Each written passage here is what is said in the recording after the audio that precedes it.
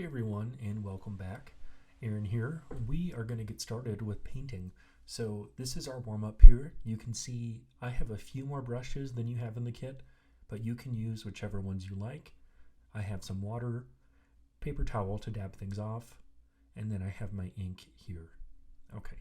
Then keep in mind you have two paintbrushes in your kit, but if you wanted to get more bamboo brushes of different sizes, that's totally fine with me.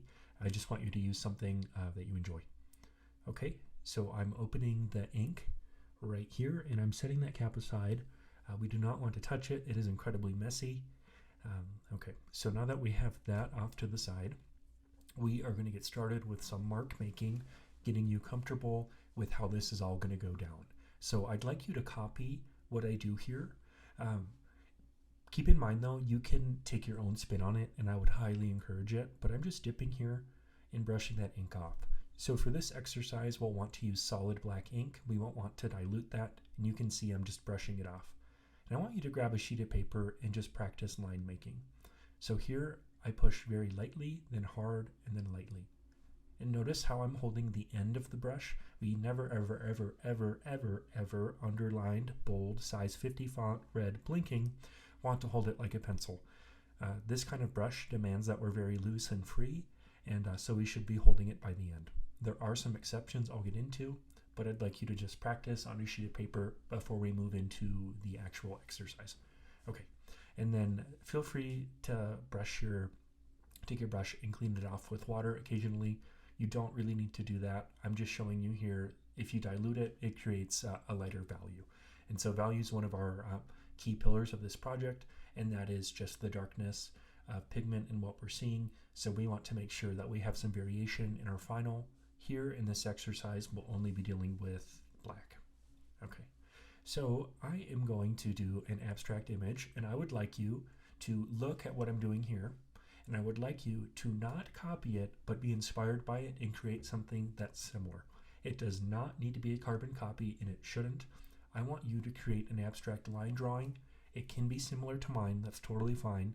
If you wish to do something different, that's okay. But I will walk you through this step here. So the first thing I want to do for this line abstraction drawing is draw a spine. And I call this a spine because this will hold all the line work for our project.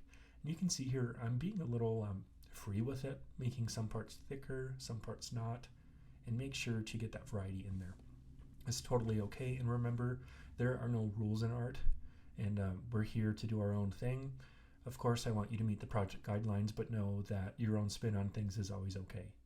Okay, and then you can see here, I'm creating a little section of curves on the spine, and I am intentionally varying the line weight.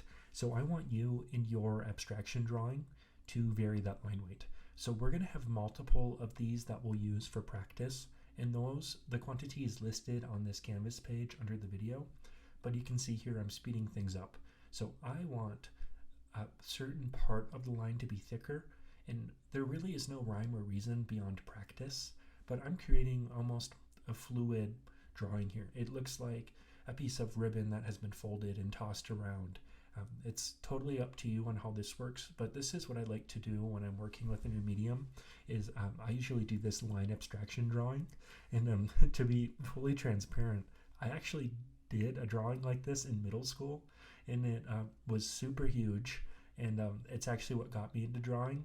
And whenever I'm bored in a conference call at work in my architecture office, I will draw this.